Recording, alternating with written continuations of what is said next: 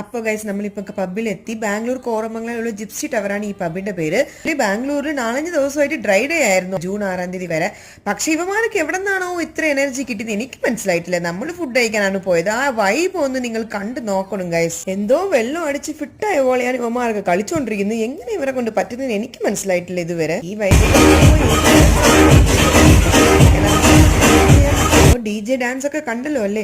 ഞാൻ കണ്ട വെച്ച് ബാംഗ്ലൂരിൽ മിക്കവാറും പെണ്ണുങ്ങൾ എല്ലാവരും സിഗരറ്റ് വലിക്കും ഗൈസ്. ഞാൻ ആദ്യമായിട്ട് വന്നപ്പോൾ നെറ്റിപ്പോയി, എൻ്റെ ദൈവമേ പെണ്ണുങ്ങൾ സിഗരറ്റ് വലിക്കുമോ അങ്ങനെയൊക്കെ ആയിരുന്നു. പിന്നെ ശീലമായി.